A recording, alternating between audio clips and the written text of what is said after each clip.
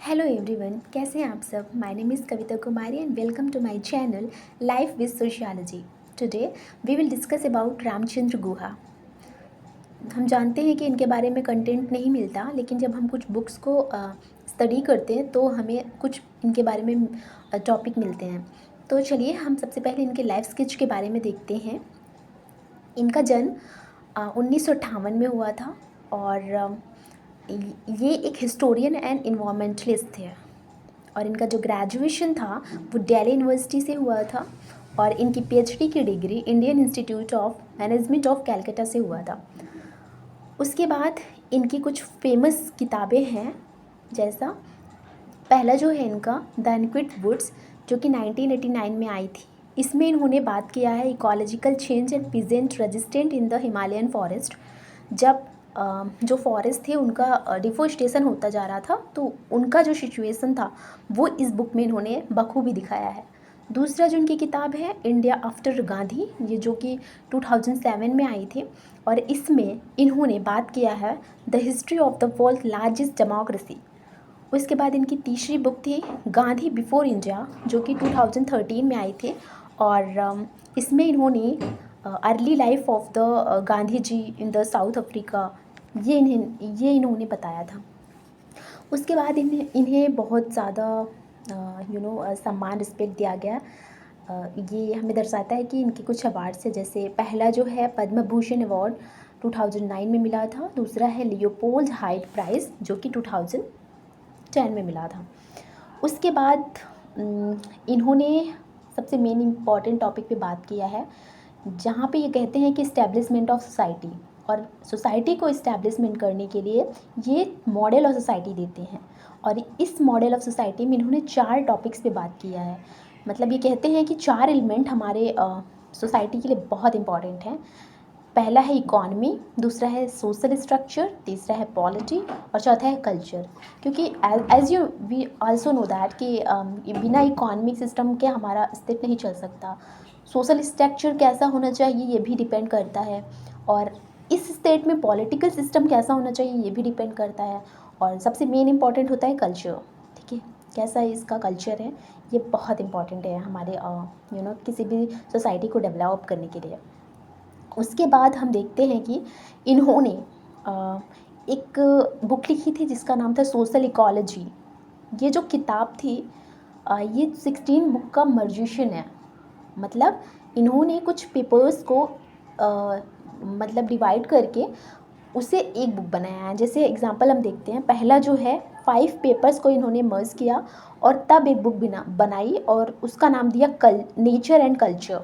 ठीक है, और इस नेचर और कल्चर में इन्होंने बताया है कि कैसे इस नेचर कल्चर में 3 इम्पॉर्टेंट पॉइंट्स हैं।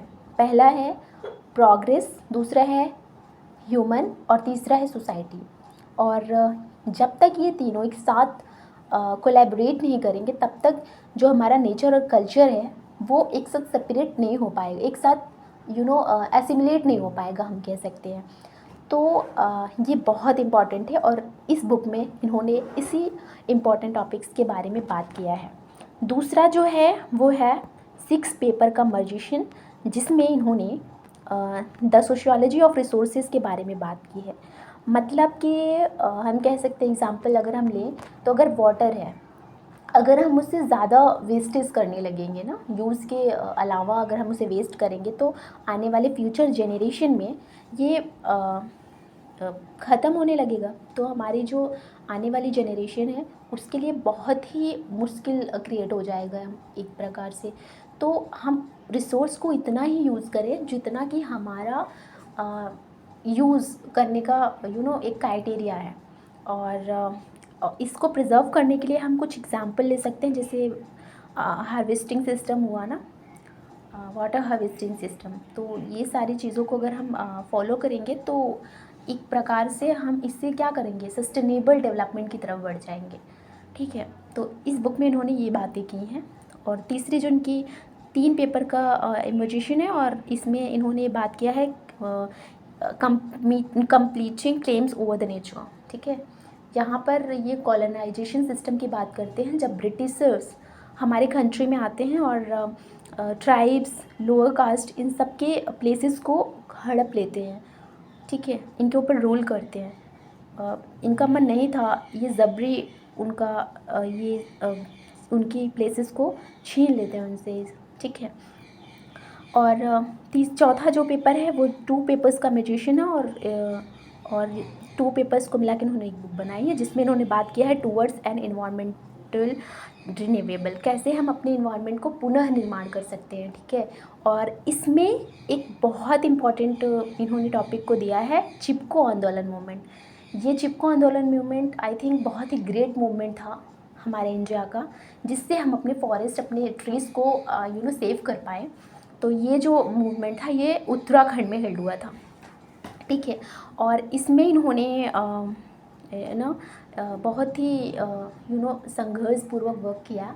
और ये जो इनके क्यों ये मूवमेंट चला, तो कुछ काजेज़ हैं इनके, जैसे पहला है डिसफॉरेस्टेशन, बहुत तेज़ी से पेड़ों की कटाई हो रही थी। दूसरा है डिस्प्लेसमेंट ऑफ लोकल कम्युनिटीज़, लोगों को अपनी ज़मीन जगह सब कुछ छोड़ के जाना पड़ रहा था। क्यों? ताकि गवर्नमेंट और कॉन्ट्रैक्टर्स ये दोनों मिलकर पेड़ को ज़्यादा से ज़्यादा काट सके और बिल्डिंगें, सारी चीज़ें अपना निर्माण कर सके, दैट इज़ वाई। उसके बाद आता है स्ट्रेटेजी। तो हम जानते हैं कि ये गांधी जी से बहुत इन्फ्लुएंस थे, इसलिए इन्होंने पहला स्ट्रेटेजी क्या अपनाया, नॉन वायलेंस रेजिस्टेंस। दूसरा था कम्युनिटी मोबिलाइजेशन, ठीक है। तीसरा था लीडरशिप। लीडरशिप में गौरा देवी, चांदी प्रसाद भट्ट, ये दोनों लोगों का बहुत ही अहम रोल था। तो ये रही इनकी कुछ हम कह सकते हैं थ्योरी। और आई होप कि this theory is help for you. And अगर आप इसे एलेबरेट करके लिखेंगे तो आपको अच्छे नंबर मिल सकते हैं। Thank you so much.